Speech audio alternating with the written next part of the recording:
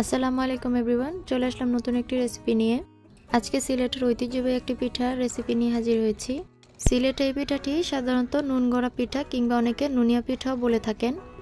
ঝাল ঝাল এই নুন গড়া পিঠাটি গরম কিংবা ঠান্ডা দুভাবেই কিন্তু খেতে অনেক ভালো লাগে, আর এটা ভাজার পর অনেক বেশি ক্রিস্পি হয়। মুচমুচে এই পিঠাটি ঘরের সামান্য কিছু উপকরণ দিয়ে তৈরি করে নেওয়া যায়। চলুন তাহলে রেসিপিটি শুরু করা যাক। এখানে আমি 1 গ্লাসের অর্ধেক গ্লাস পানি একটি কড়াইতে দিয়ে দিলাম। এরপর দিয়ে দিচ্ছি সামান্য কিছু পেঁয়াজ কুচি। তারপর দিয়ে দিচ্ছি এর মধ্যে কুচি করে রাখা কাঁচা মরিচ।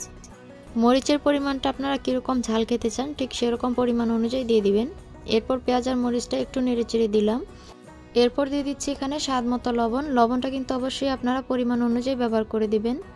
লবণটা দিয়ে আবারও নেড়েচেড়ে মিশিয়ে নিলাম।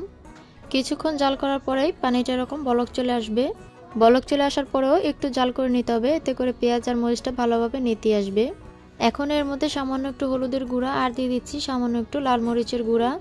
এই মরিচের পরিমাণটাও আপনারা পরিমাণ অনুযায়ী ব্যবহার করবেন। এরপর দিয়ে দিচ্ছি চাট মশলা। চাইলে এখানে জিরা গুঁড়া, ধনিয়া গুঁড়া, আবার আদা রসুনও ব্যবহার করতে পারেন। আমার হাতের কাছে ছিল না তাই আর দিলাম না। এরপর চায়ের কাপে মেপে 1 কাপ পরিমাণ চালের গুঁড়া এর মধ্যে দিয়ে দিলাম। চালের গুঁড়োটা দিয়ে সাথে সাথে কিন্তু নেড়েচেড়ে দিতে হবে, তা না হলে কিন্তু এটা দলা পেকে যেতে পারে। কিছুক্ষণ এটা ভালোভাবে নেড়েচেড়ে মেশানোর পর আগে থেকে কুচি করে রাখা ধনিয়া পাতা দিয়ে দিলাম। এ পর্যায়ে ধনিয়া পাতাটা দিলে কিন্তু ধনিয়া পাতার কালারটা সবুজ থাকে, কালারটা নষ্ট হয় না। আর এই পিঠাতে ধনিয়া পাতা দিলে ধনিয়া পাতার সুন্দর একটা ঘ্রাণ আসে, খেতেও অনেক ভালো লাগে। তো কিছুক্ষণ নাড়াচাড়া করার পর পানির সাথে সম্পূর্ণ চালের গুঁড়োটা মিশিয়ে নিচ্ছি। এবার এটাকে ঠান্ডা করে ভালোভাবে মথে নিতে হবে। এখন একটি রুটি বেলার পিঁড়ি নিয়েছি, পিঁড়ির মধ্যে সামান্য একটু চালের গুঁড়া ছিটিয়ে দিলাম। এবারে ডোটাকে খুব ভালোভাবে মুথে নিতে হবে।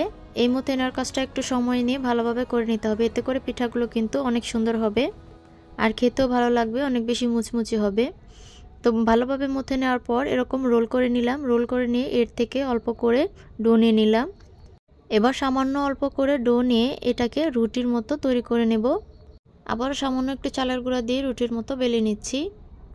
আমার আজকের এই ভিডিওটি আশা করছি আপনাদের সবার কাছে ভালো লাগবে। ভালো লাগলে অবশ্যই লাইক, কমেন্ট, শেয়ার করে দিবেন। অবশ্যই চ্যানেলটিকে সাবস্ক্রাইব করে চ্যানেলের পাশেই থাকবেন। সবাই একটু সাপোর্ট করে দেবেন।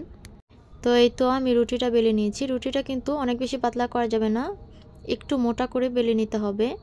এরপর আমি একটি কাচের গ্লাস নিয়ে এই গ্লাসের সমপরিমাণ করে গোল গোল করে কেটে নিব। আপনারা চাইলে ধারালো স্টিলের যে গ্লাসগুলো আছে সেই গ্লাসও নিতে পারেন। আবার চাইলে যাদের হাতের কাছে কুকি কাটার আছে তারা কিন্তু কুকি কাটার দিয়ে ওগুলো কেটে নিতে পারেন, কিংবা চারকোনা করে ছুরি দিয়েও কেটে নিতে পারেন। আমি গ্লাস দিয়ে দেখুন খুব সহজভাবে কিন্তু এটা গোল গোল করে ছাড়িয়ে নিচ্ছি। আপনারা আপনাদের পছন্দ অনুযায়ী এটাকে কেটে নেবেন। গোল গোল করে কেটে নেওয়ার পর বাকি যে অংশটা এটাকে আবার উঠিয়ে নিচ্ছি। এটা দিয়ে আবারও রুটি তৈরি করে নেব। আপনাদের হাতের কাছে যদি সময় থাকে তাহলে আমার মতো এরকম কাঁটা চামচ দিয়ে ডিজাইন করে নিতে পারেন। যাদের কুকি কাটার আছে তারা কিন্তু কুকি কাটার দিয়ে ডিজাইন করে নিতে পারবেন, অথবা পিৎজা কাটার যাদের আছে তারা পিৎজা কাটার দিয়ে চারকোনা করে কেটে নিতে পারেন। আমার হাতের কাছে নেই, সেজন্য আমি কাঁটা চামচ দিয়ে এই পদ্ধতিতে ডিজাইনটা করে নিলাম।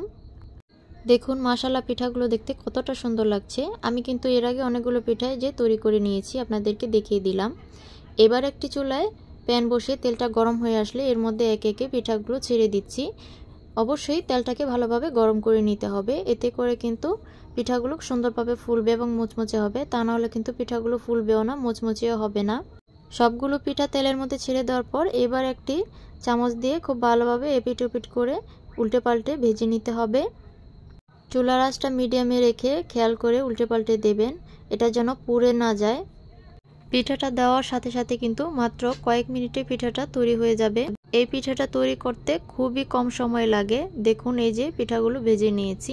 এবার সবগুলো পিঠা আমি একটি প্লেটে পরিবেশন করে নিলাম। দেখতে পাচ্ছেন পিঠাগুলো দেখতে কতটা সুন্দর লাগছে, আর এটা কিন্তু খেতে অনেক বেশি ভালো লাগে। পিঠাগুলো কিন্তু ভাজার পরে অনেকটা ফুলকো ফুলকো হয়েছে। এই যে একটা পিঠা আপনাদেরকে ভেঙে দেখাচ্ছি, এর ভিতরটা কীরকম সুন্দর হয়েছে। ফুচকার মতো পিঠাগুলোকে ভেঙে নেওয়া যাচ্ছে। এই পর্যন্ত ভিডিওটি দেখার জন্য সবাইকে অসংখ্য ধন্যবাদ। দেখা হবে নতুন কোনো ভিডিওতে। আজকের মতো এই পর্যন্তই। সবাই ভালো থাকবেন, সুস্থ থাকবেন। সবাইকে অসংখ্য ধন্যবাদ।